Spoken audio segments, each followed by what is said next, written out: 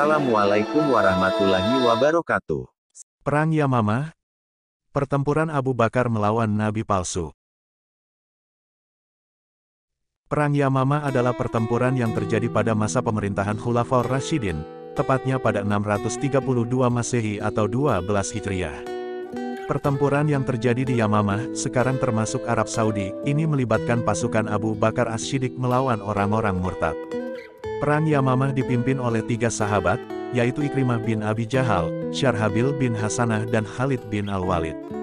Oleh Abu Bakar, Khalid bin Al-Walid ditunjuk sebagai panglima atau pemimpin Perang Yamamah. Sedangkan yang memimpin pasukan orang murtad ketika Perang Yamamah adalah Musailamah Al-Kadzab, yang memproklamirkan diri sebagai nabi. Peperangan yang melibatkan sekitar 50.000 pasukan itu berakhir dengan kemenangan pihak Abu Bakar As-Siddiq. Setelah Nabi Muhammad wafat dan Abu Bakar As-Siddiq diangkat menjadi khalifah, banyak orang-orang Arab yang kembali murtad dan memberontak terhadap Khulafaur Rasyidin. Hal itu disebabkan oleh iman mereka yang belum kuat dan kebanyakan memang masuk Islam karena terpaksa, takut diperangi Rasulullah dan kaum muslimin. Selain itu, beberapa pemberontak juga menginginkan harta rampasan dan kedudukan Nabi Muhammad.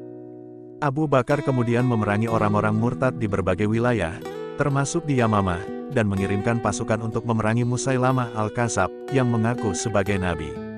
Untuk memerangi orang-orang murtad, Abu Bakar membentuk 11 korps militer, yang salah satunya dipimpin oleh Ikrimah bin Abi Jahal.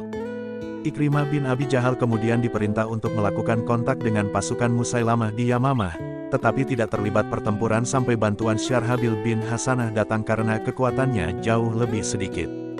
Untuk memerangi Musailamah, Abu Bakar berencana mengirim Khalid bin Al-Walid, yang telah menghancurkan pemberontak di beberapa daerah. Akan tetapi, Ikrimah tidak mengindahkan pesan tersebut karena tidak sabar untuk berperang. Pada Oktober tahun 632, Ikrimah menggerakkan pasukannya ke medan perang dan berhasil dikalahkan oleh Musailamah. Atas tindakannya yang sangat gegabah, Ikrimah dikirim oleh Abu Bakar menuju Mahra untuk membantu Arfaja. Sedangkan Syarhabil diberi misi untuk memastikan agar Musailamah tetap di Yamamah sembari menunggu bantuan Khalid. Akan tetapi, Syarhabil tidak tahan terhadap godaan untuk berperang, sama seperti Ikrimah.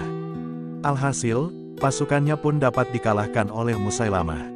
Peristiwa, Kebun Kematian. Setelah kekalahan 2 sahabatnya, Khalid mendapat kabar bahwa Musailamah bersama pasukannya yang terdiri dari 40.000 prajurit berkemah di dataran Akraba. Atas perintah Khalid, kaum muslimin maju dan meluncurkan serangkaian serangan kepada pasukan Musailamah yang masih bersemangat karena kemenangan mereka sebelumnya. Pertempuran pun berjalan cukup sengit, antara 13.000 pasukan muslim melawan 40.000 orang murtad.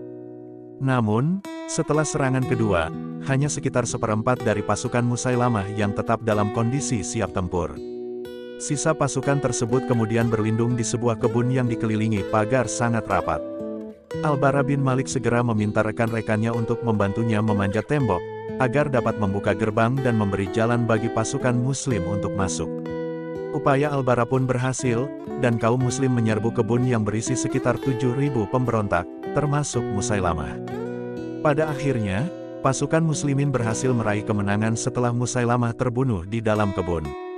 Kebun tersebut kemudian disebut sebagai Kebun Kematian, karena banyaknya korban yang berjatuhan di dalamnya.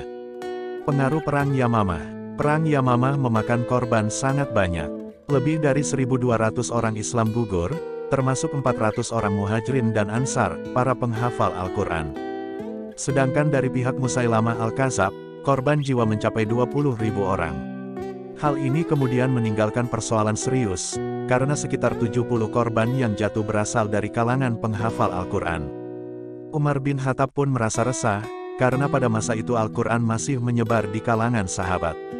Sebagian mereka hanya menghafal dan tidak mencatatnya, sementara sebagian lainnya mencatat karena ditugaskan oleh Rasulullah. Akan tetapi, tidak ada Al-Quran yang tercatat secara utuh dan dikhawatirkan akan lenyap karena banyaknya penghafal Al-Quran di medan perang. Umar kemudian menyampaikan kepada Abu Bakar bahwa sangat diperlukan untuk mengumpulkan kodifikasi Al-Quran dalam satu mushaf. Wallahu alam bishawab. Semoga video ini bermanfaat untuk sahabat semua. Terima kasih sudah menonton video ini, dukung channel ini dengan cara subscribe dan like video ini. Sampai jumpa di video selanjutnya. Assalamualaikum warahmatullahi wabarakatuh.